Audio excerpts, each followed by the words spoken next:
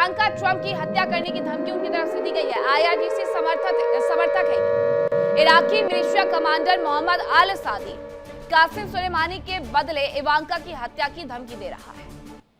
अब ये युद्ध अमेरिका तक फैलते हुए नजर आएगा। ये पहले से ही कयास तेज हो गए थे, क्योंकि दुनिया भर में ईरान के प्रॉक्सी बैठे हुए हैं। इसमें से एक है मोहम्मद अल सादी, जो कि आईआरजीसी समर्थित है। वो कह रहा है कि इवांका ट्रंप की हत्या करेगा,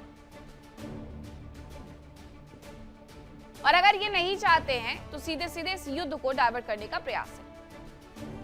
इराकी मिलिशिया कमांडर मोहम्मद अल सादी, जिसका समर्थन आईआरजीसी करता है, कासिम सुलेमानी के बदले इवांका की हत्या की धमकी दे दी गई है। डोनाल्ड ट्रंप की बेटी इवांका, जिसे यह धमकी दी जा रही है। यह युद्ध अमेरिका में फैलने को लेकर के पहले यह बताया गया कि बहुत सारे ड्रोन हमले हुए, जो कि ईरान के ही प्रॉक्सी ग्रुप की तरफ से किए गए हैं। वहीं रूस को भी आपको बता दूं कि रूस को संवर्धित यूरेनियम सौंपने के लिए ईरान तो तैयार हो गया है। वो अमेरिका को नहीं देना चाहता है, लेकिन अमेरिका के बजाय रूस को अपना यूरेनियम सौंपने के लिए तैयार नजर आता है। हालांकि कुछ शर्तों के तहत वो रूस को यूरेनियम देगा, लेकिन ईरान को यह मंजूर है, अमेरिका को यह नामंजूर है। अमेरिका इस बात से लगातार इनकार करते रहा है और अभी भी वो इस बात पर राजी नहीं होने वाला है। ईरान और रूस के रिश्ते बहुत अच्छे हैं। रशिया ही वो देश है जिसने ईरान को समर्थन दिया न्यूक्लियर पावर प्लांट बनाने के लिए, और अभी भी उनकी ही बहुत सारी कंपनी है जो कि बुशहर पावर प्लांट का दूसरा और तीसरा चरण तैयार कर रही थी। लेकिन इन सब के बीच में युद्ध शुरू हो जाता है। इसी वजह से ईरान का झुकाव रशिया की तरफ ज्यादा है और वो अपना यूरेनियम देने के लिए उसे तैयार भी है। रशिया भी उसे रखने के लिए तैयार है, लेकिन रशिया भी बहुत सारे सैंक्शन झेल रहा है अमेरिका के, और अगर उसने अमेरिका के ना कहने के बावजूद ये अपने यहां पर संवर्धित यूरेनियम रख लिया तो उसके ऊपर सैंक्शन और बढ़ जाएंगे। अमेरिका की मंजूरी इसमें जरूरी है। अमेरिका और ईरान के बीच समझौते के प्रयास बहुत किए जा रहे हैं। मध्यस्थ देश अपना पूरा जोर लगाए हुए हैं, लेकिन दोनों ही पक्ष अपनी जिद पर अड़े हैं। दोनों को अपनी मांगों से कम पर कोई भी समझौता मंजूर नहीं है, और दोनों ही मांगे एक दूसरे को नामंजूर नजर आती है। ऐसे में सवाल यह है कि क्या दोनों के बीच में कभी समझौता हो भी पाएगा या नहीं।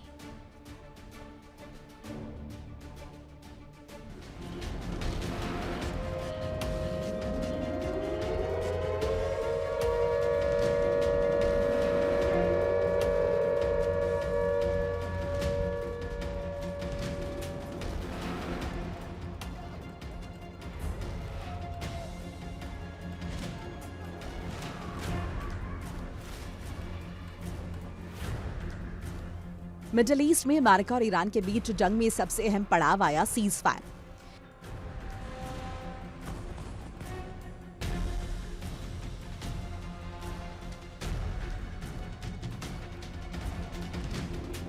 इस दौरान दोनों ओर की तोपें तो खामोश हो गई, नेताओं की जबान तेज हो गई। ट्रंप ने ईरान पर समझौते के लिए दबाव बनाना तेज कर दिया।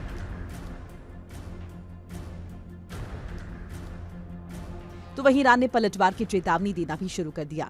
ईरान एक और प्रस्ताव अमेरिका को भेजा है। माना जा रहा है कि इस बार अमेरिका का जवाब अगर पॉजिटिव रहता है तो बात आगे बढ़ सकती है।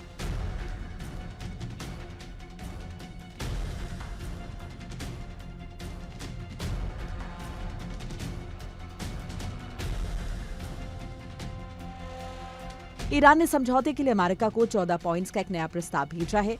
ये प्रस्ताव पाकिस्तान के गृह मंत्री मोहसिन नकवी के जरिए भेजा गया है।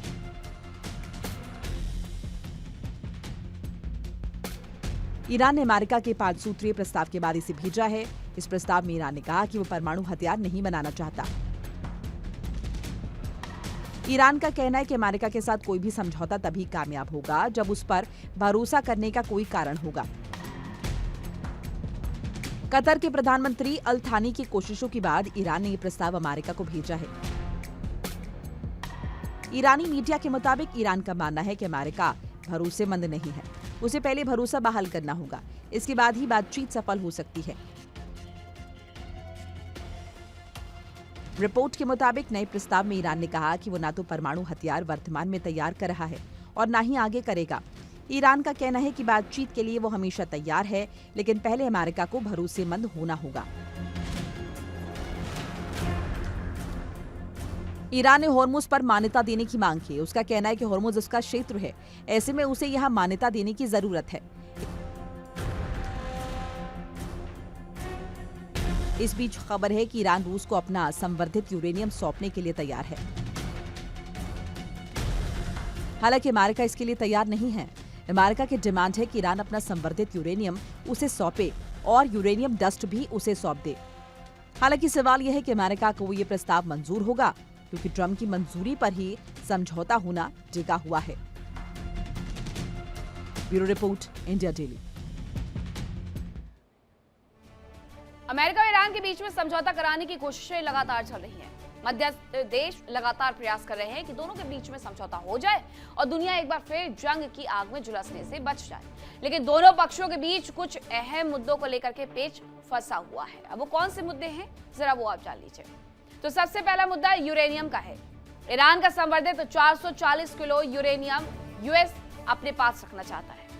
ईरान यूरेनियम को डाइल्यूट करने के लिए तैयार है और रूस को अपना संवर्धित यूरेनियम सौंपने के लिए भी तैयार है, लेकिन अमेरिका इसके लिए तैयार नहीं है।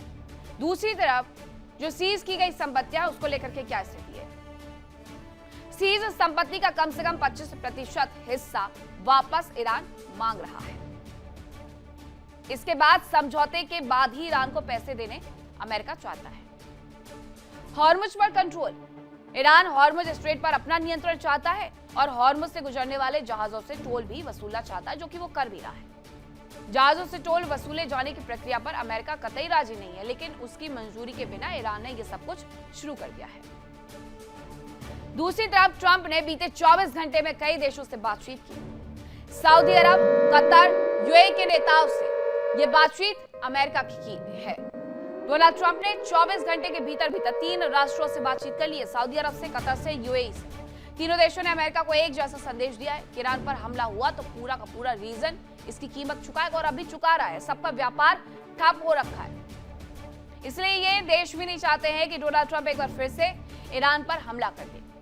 दूसरी तरफ सीज फायर के बावजूद इजराइल का लेबनान पर अटैक लगातार देखने को मिल रहा है। दक्षिणी लेबनान में इजराइल की एयर स्ट्राइक देखने को मिली। हिजबुल्लाह के ठिकानों पर हमले का दावा भी इस दौरान किया जा रहा है। ये जानकारी मिल रही है कि साउथ लेबनान में जिस तरीके से हमले पहले चल रहे थे सीज फायर के बीच में, उसी हिसाब से अभी भी चल रहे हैं। सीज फायर का कोई लेना देना नहीं है इन दो देशों के बीच में।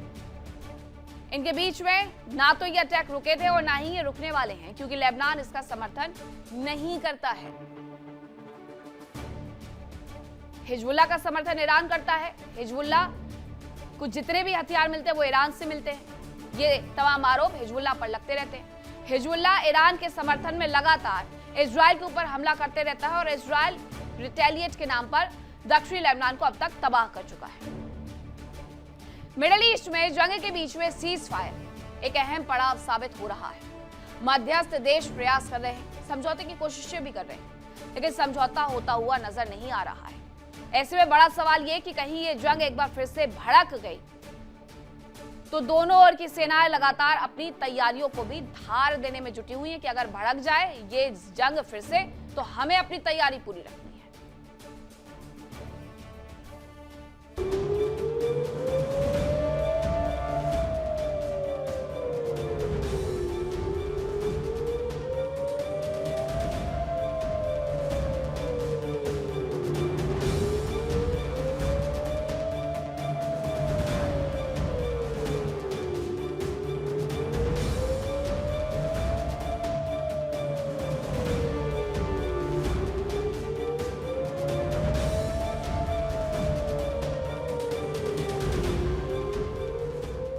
अमेरिका हर हाल में ईरान को झुकाने की कोशिशों में लगा है।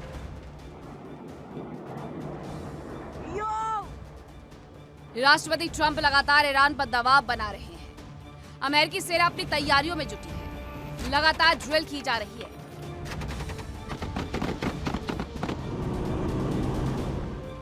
हॉर्मुज पर नाकेबंदी जारी है।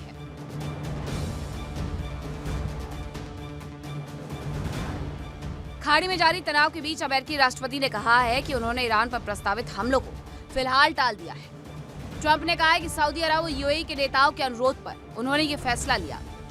ट्रंप ने कहा कि उन्होंने ईरान पर प्रस्तावित हमला फिलहाल के लिए टाल दिया है। उनके अनुसार कतर, सऊदी अरब और यूएई की गुजारिश पर यह फैसला लिया गया। ट्रंप ने यह भी दावा किया कि अब ईरान के साथ गंभीर बातचीत चल रही है। वहीं ईरान के राष्ट्रपति मसूद पेजेश्कियान ने साफ कहा कि बातचीत का मतलब आत्मसमर्पण नहीं है। उन्होंने कहा कि तेहरान सम्मान, ताकत और अपने राष्ट्रीय अधिकारों की रक्षा करते हुए वार्ता में शामिल हुआ है। राष्ट्रपति ट्रंप ने कहा कि उन्होंने अमेरिकी सेना को निर्देश दिए कि अगर कोई स्वीकार्य समझौता नहीं होता है तो वे किसी भी पल ईरान पर बड़ा हमला करने के लिए तैयार हैं।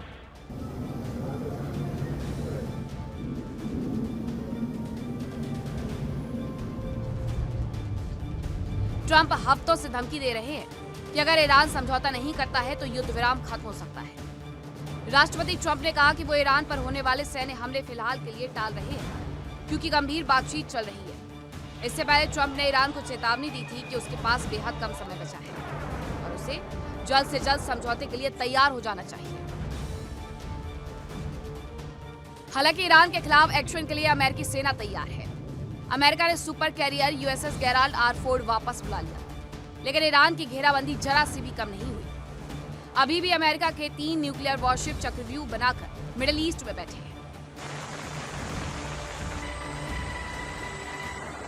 ईरान की आर्थिक और सैन्य रीढ़ तोड़ने के लिए मिडिल ईस्ट के समुद्र में अमेरिका के 20 से अधिक अत्याधुनिक युद्धपोत लगातार गश्त कर रहे हैं और वहां कड़ी सैन्य नाकेबंदी लागू की गई है।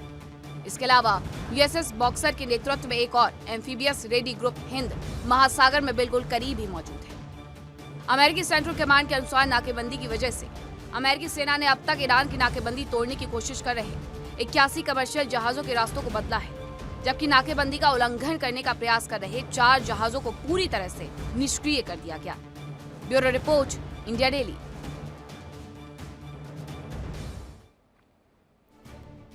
अमेरिकी सेना तैयार है। हॉर्मुज पर नाकेबंदी कर अमेरिकी सेना ईरान की ओर आने और जाने वाले जहाजों को लगातार रोक भी रही है। मिडिल ईस्ट में यूएस के 20 से ज्यादा जहाजों की गश्त लगातार चल रही है। दूसरी तरफ नौसैनिक नाकेबंदी में अहम भूमिका इन जहाजों की तरफ से निभाई जा रही है। यूएसएस बॉक्सर के नेतृत्व में एम्फीबियस ग्रुप हिंद महासागर में तैनात कर दिया गया है। तो ये अमेरिका की तैनाती है ईरान की नाकेबंदी के लिए। अब आपको ये बताती हूँ कि अमेरिका के नेवल पावर आखिरकार क्या है। अमेरिका के 3 खास एयरक्राफ्ट कैरियर पूरी तरीके से तैयार हैं और वो किसी भी वक्त ईरान के खिलाफ अमेरिकी कार्रवाई में शामिल होने के लिए भी रवाना हो सकते हैं। सबसे पहला उसमें से जो युद्धपोत है वो ये है यूएसएस जॉर्ज वाशिंगटन। लगातार विदेशों में तैनात रहा यूएस का ये एयरक्राफ्ट कैरियर जहाज के सभी मेंटेनेंस कार्य और परीक्षण पूरे हो चुके हैं। जापान के योकोसुका के पास वेस्ट पैक में ये तैनात है। इसके अलावा यूएसएस ड्वाइट डी आइजनहावर अगली तैनाती से पहले ट्रेनिंग और अभ्यास पूरे ये कर चुका है। मिडिल ईस्ट में अमेरिकी बेड़े को ज्वाइन करने के लिए भी ये तैयार है। फिलहाल वर्जीनिया के नॉरफॉक में ये तैनात है। तीसरा है USS Theodore Roosevelt. San Diego port पर पूरी तरीके से ये जहाज तैयार है। जहाज की युद्धक तैयारियों और रिफ्रेशर ट्रेनिंग पूरी हुई है। मिडिल ईस्ट या हिंद प्रशांत क्षेत्र में इसकी तैनाती के लिए ये तैयार है। देखिए इंडिया डेली 24/7 अब आपके स्मार्ट टीवी पर। इंडिया डेली मौजूद है सभी डिजिटल प्लेटफॉर्म पर लाइव और लगातार। इंडिया डेली 24/7 हर दिन राष्ट्र को समर्पित।